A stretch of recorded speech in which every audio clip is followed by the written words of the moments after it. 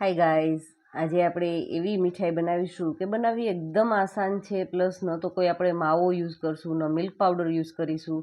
એમ છતાં પણ તમે જુઓ એકદમ ક્રીમી ટેક્સચરવાળી આપણે આ મીઠાઈ બનાવવા માટે થઈને સૌથી પહેલાં તો ગેસ ચાલુ કરી દેવાનો છે અને ત્યારબાદ એમની ઉપર એક જાડું વાસણ રાખી દઈશું અને એમની અંદર એક બાઉલ ભરી અને આપણે ખાંડ લીધી છે અને આપણે આ કેરેમલ બનાવવાનું છે આનું ખાંડમાંથી.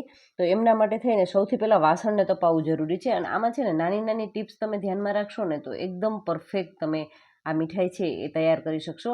તો લગભગ 5-1 મિનિટનો સમય ગયો છે અને તમે જોશો તો આ રીતે ખાંડ છે એ મેલ્ટ થવા લાગશે અને આમાં છે ને ગેસની ફ્લેમને લો જ રાખવાની છે અને જો આપણે હાઈ ફ્લેમ પર કરીશું ને તો આમાં ખાંડમાંથી ધુમાડા નીકળશે અને એમનો ટેસ્ટ છે ને એકદમ કડવો થશે.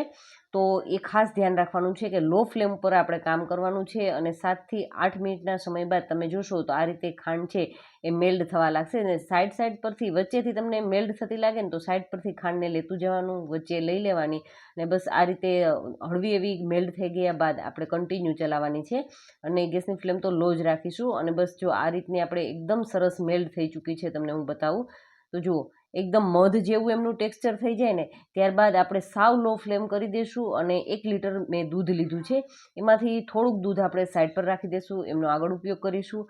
અને હવે આપણી પાસે જે વધેલું દૂધ છે ને તો એમને ધીમે ધીમે એડ કરવાનું છે અને એક હાથથી આપણે આ રીતે ચમચો લઈ અને કન્ટિન્યુ ચલાવવાનું છે.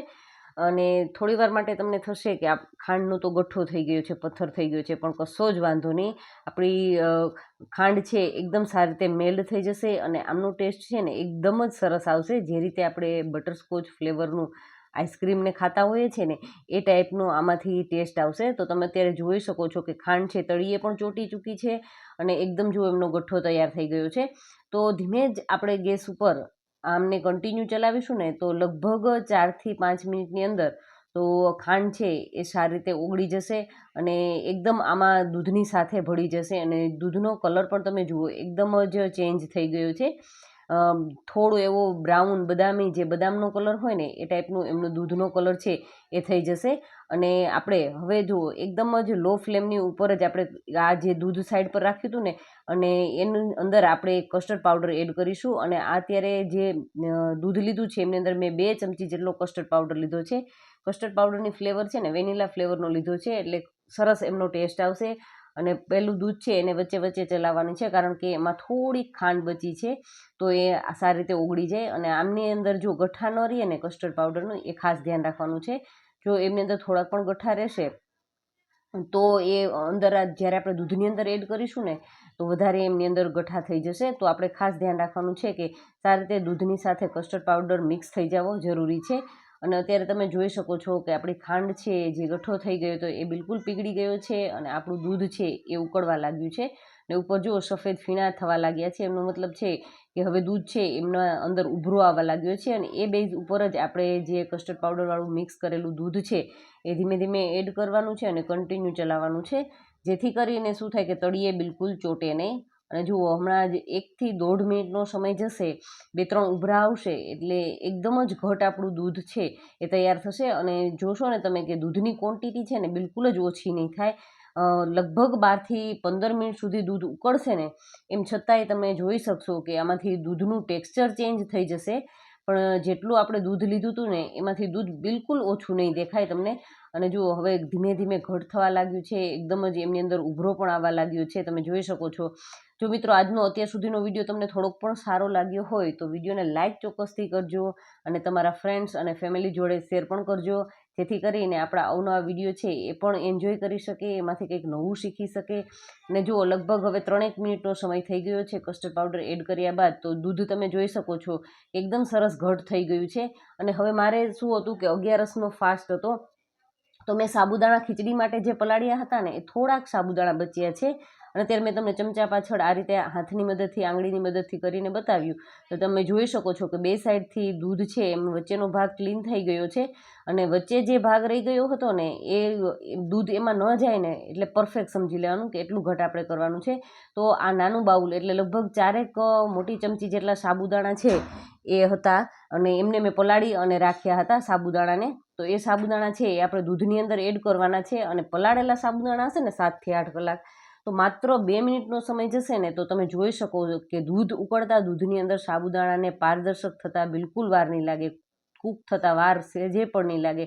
અને અત્યારે જુઓ, અને સાબુદાણા કૂક થયા છે કે નહીં એમની હું તમને આગળ ટ્રીક બતાવીશ કે એ તમારે જોવા માટે શું ધ્યાનમાં રાખવાનું છે. તો ધીમે ધીમે સાબુદાણા છે ને એ ઉપર આવતા તમને દેખાશે દૂધની સપાટી ઉપર. તમે અત્યારે જોઈ શકો છો કે અડધા સાબુદાણા છે એ દૂધની સપાટી ઉપર આવી ગયા છે. માત્ર 2 મિનિટનો સમય જશે એટલે જુઓ, 2 મિનિટના સમય બાદ આ રીતે બધા સાબુદાણા છે એ ઉપર આવી ગયા છે ને એકદમ જ સાબુદાણા છે એ ટ્રાન્સપરન્ટ થઈ ગયા છે અને ફૂલી અને સાઇઝમાં પણ ડબલ થઈ ગયા છે. અત્યારે તમે જોઈ શકો છો, નજીકથી બતાવું તો સાબુદાણા તમને એકદમ જ ટ્રાન્સપરન્ટ થઈ ગયેલા દેખાતા હશે. અને હાથની મદદથી આપણે કદાચ તોડીને જોશું ને તો એકદમ જ એ મેલ્ટ થઈ જશે અને ખૂબ જ ગરમ છે. તમે જોઈ શકો છો કે બિલકુલ કાચ જેવા આપણા સાબુદાણા થઈ ગયા છે.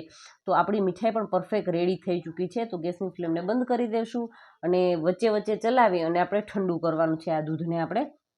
અને એમની પહેલાં આપણે જો તમને પસંદ હોય તો તમે એમની અંદર ડ્રાયફ્રૂટ એડ કરી શકો છો. તો મેં કાજુ અને બદામ લીધા છે અને થોડાક આ રીતના આપણે જે વોટરમેલન સીડ્સ આવે છે એ લીધા છે, થોડાક એડ કરી દેશું. અને અખરોટનો ભૂકો પણ લીધો છે, કારણ કે બાળકોને અખરોટ ન ભાવતા હોય તો તમે આ રીતે ખવડાવી દેશો તો એમને ખ્યાલ પણ નહીં આવે. તો એકદમ જ હેવી અને ક્રીમી ટેક્સચરવાળું અને બિલકુલ આસાનીથી અને એકદમ ઝટપટ તૈયાર થતું. અને જો 10થી 15 મિનિટનો સમય થશે તો તમે જોઈ શકો છો કે ઘટ કેટલું થઈ ચૂક્યું છે. એટલે ઠંડુ થઈ ગયા બાદ ઘણું જ ઘટ છે એ દૂધ થઈ જતું હોય છે. તો તમે આમને ઠંડુ કે ગરમ કોઈ પણ રીતે સર્વ કરી શકો છો. અને તમે જોઈ શકો છો કે એકદમ જ ઘટ દેખાય છે ગ્લાસની અંદર. તો મેં લગભગ એમને 10થી 15 મિનિટ માટે ફ્રીઝરની અંદર રાખ્યું હતું, તો એકદમ જ એ ચિલ્ડ થઈ ગયું છે. અને તમે આમને એમનેમ જ પી પણ શકો છો અને અથવા તો તમે જમવાની સાથે રોટલી પૂરીની કે પરાઠાની સાથે પણ એન્જોય કરી શકો. એવું સરસ મજાનું આપણું સાબુદાણાવાળું એક અલગ જ ટાઈપની મીઠાઈ કહી શકાય એવું આપણું મિલ્ક છે એ રેડી થઈ ગયું છે.